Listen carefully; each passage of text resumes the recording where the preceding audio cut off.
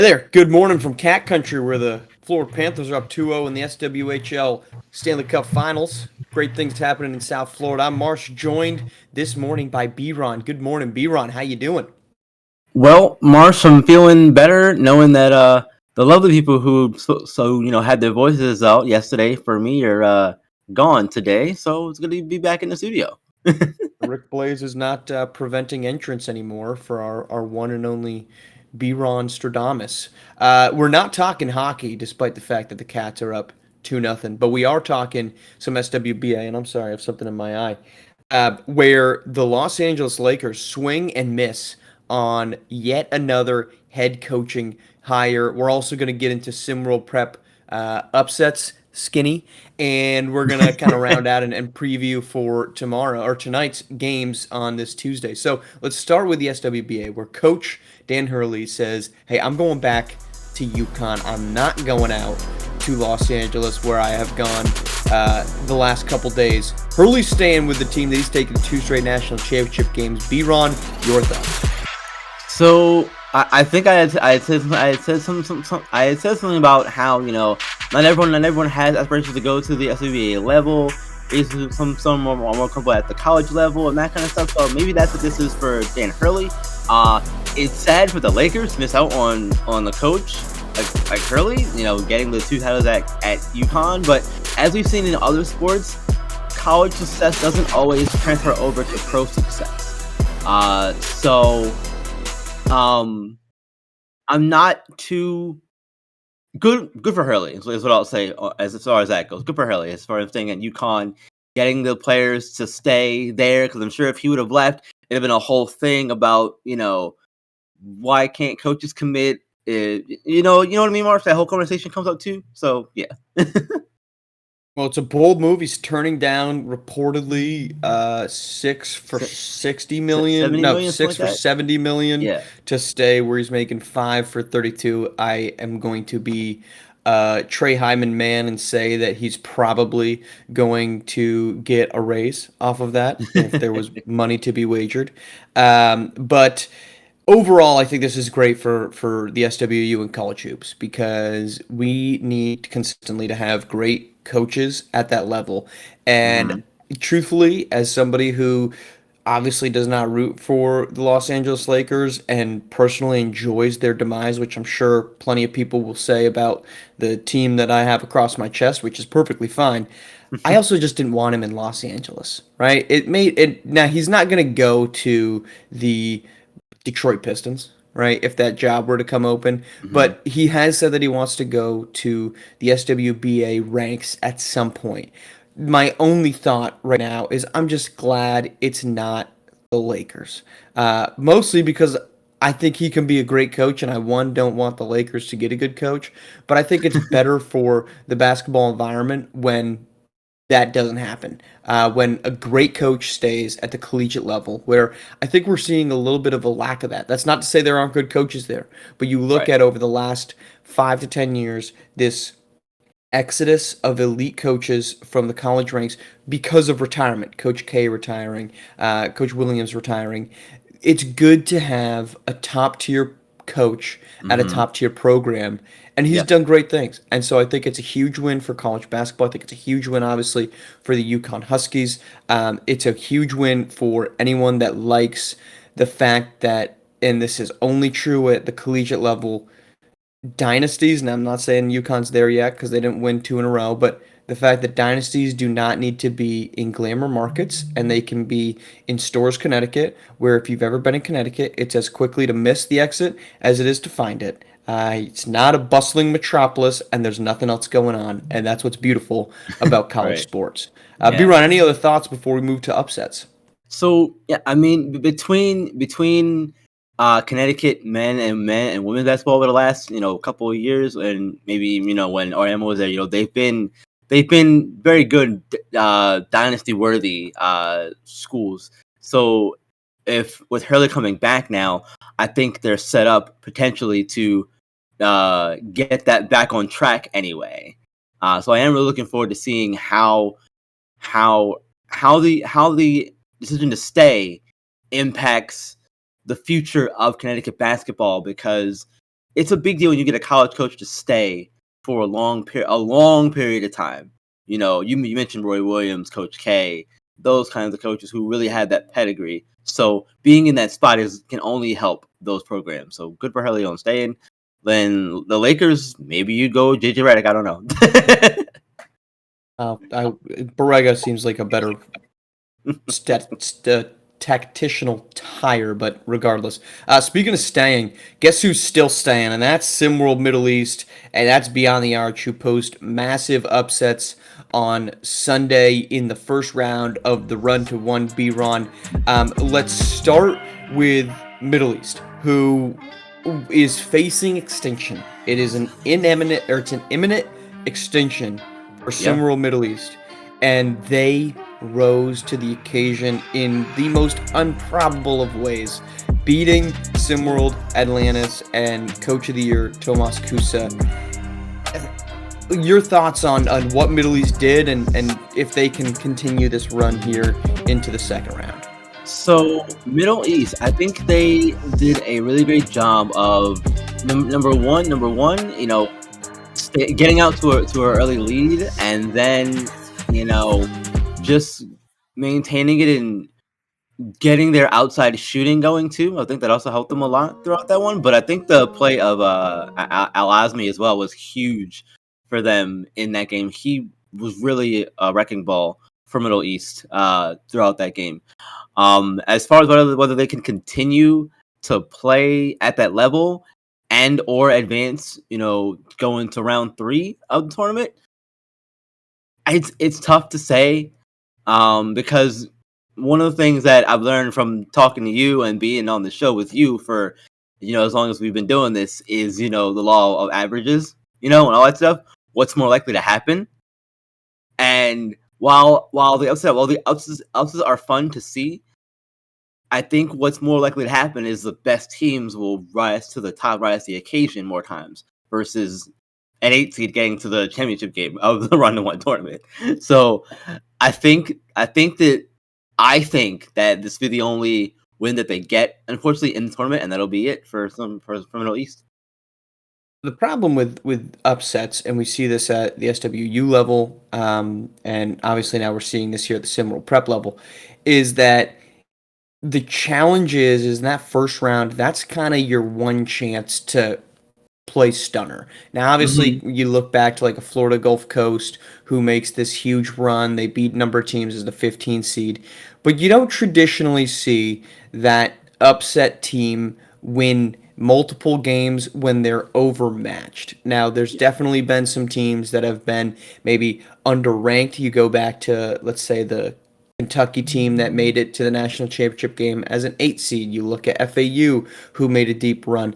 Those teams were just underranked at as SimWorld U level. Middle East is not underranked because this is not based off of opinion. This is based off of standing.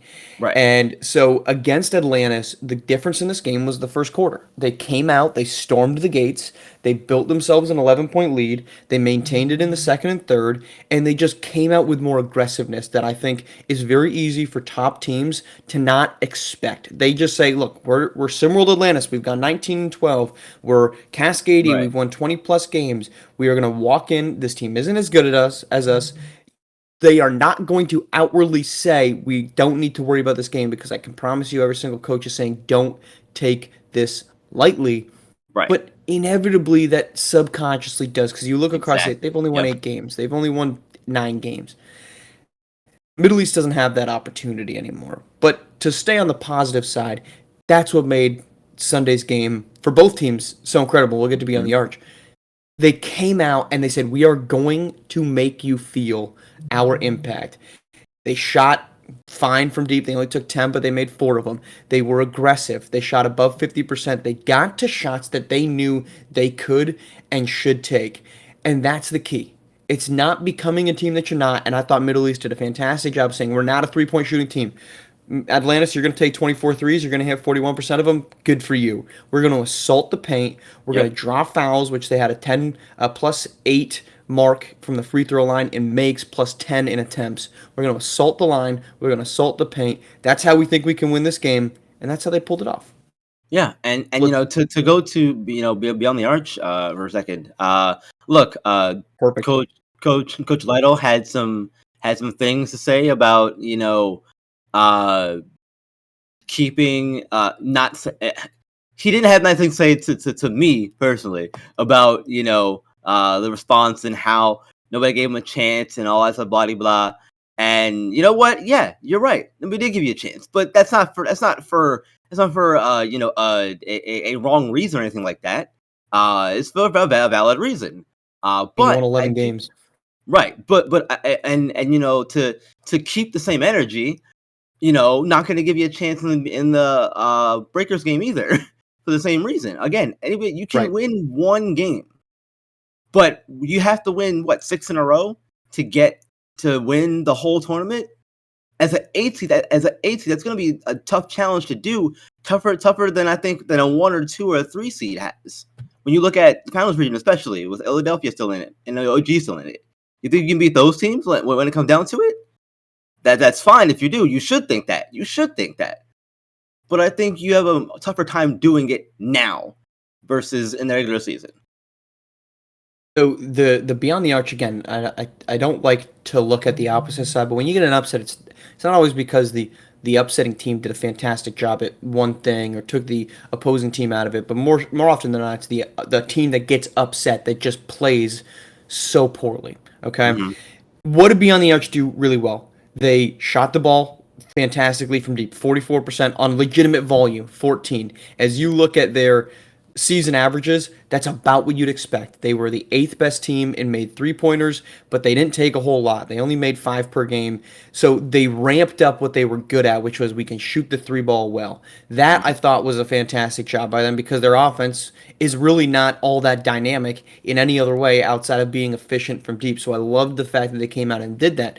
Meanwhile, on the Cascadia side, it was something that I talked about in a little bit. I can't remember where on what platform. I'm doing too many of these, but on one of the platforms, that what does Cascadia not do well? They don't shoot the three ball well at all, and so Yeah. their approach should have been attack the paint, take a page out of Middle East, attack the paint, attack the paint, attack the paint. This is a team Cascadia that averaged about 14 3-point shots per game. They made about four of them.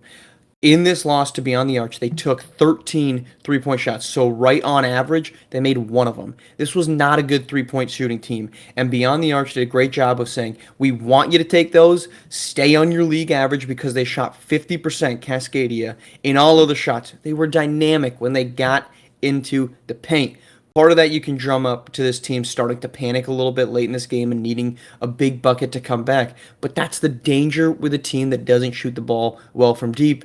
And I thought Beyond the Arch did an exceptional job of saying if we can get a lead and we can start in this second half, and we saw this in the first two 1-8 matchups be run of the day, where the Yeah. Originators and Southeast Select had to start rallying back.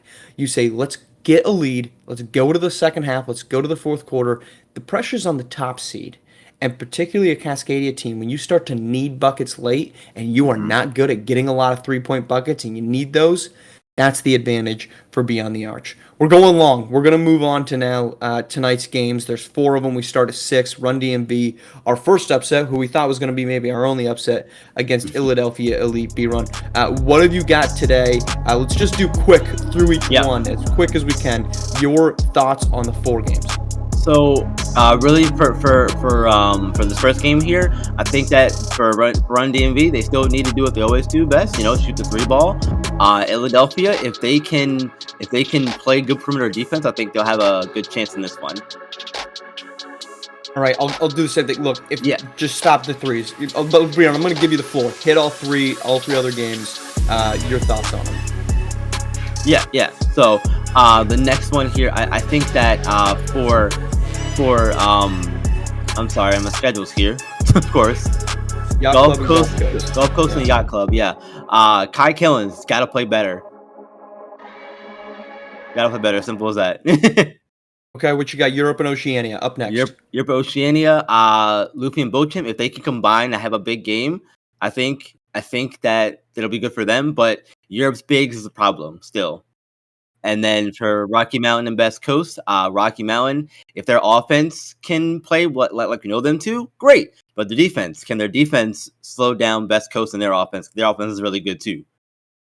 All right, I'll take the baton here. Run DMV versus Philadelphia. Run DMV's got to shoot the three. I didn't think they did. I thought they did a good job of knowing who they were in that upset of Beasts of the East, but they've got to hit the three ball in that win, or in that win over BC East. They shot 3 of 11. If that changes, Philadelphia's in trouble. I don't know that it necessarily will, so I would take Philadelphia there. Yacht Club Gulf Coast. It's going to be imperative that the Gulf Coast big men, Deontay Joyce, Ezekiel Bull, Avery Cooks, are active. Go at the defensive player of the year. Impact the defensive front inside the paint. If they do that and Kai Killens is involved, as you mentioned, they win. Europe, there's just something about those big men. It's the best big man combo in the league. I think it's better than Cooper Flag, Victor Silgauskas. I don't think they're better than Cooper Flag. As a duo, I think they're better than those two. That's a fair argument if you felt otherwise. So if they can take advantage of that, Andrei Ivanov, bang inside. See if Oceania and Luffy can even hang with them. I don't know that they can. I could think Europe could pull the upset there. 3-2, barely an upset. Rocky Mountain, Best Coast. My God, this game, if I wouldn't be shocked if this is a 101-99 win for somebody because my goodness gracious, neither of these teams have an ounce of defense on their roster. They like to play up tempo. I think it's great for both teams because you're not going up against a good defense, so you get to play to your strength, which means at the same time it's terrible for both teams. So I'll take I don't even know. If that's a coin flip and whoever ends up winning that thing, I wouldn't be shocked. All right, that's our show. I appreciate y'all tuning in for us. We are going to be back on Wednesday where we are going to recap all of that and all that happens tonight on Tuesday's action. We will talk to you then. Be around. Thanks for joining us here on SimWorld TV, the only place you can see the game, be the game.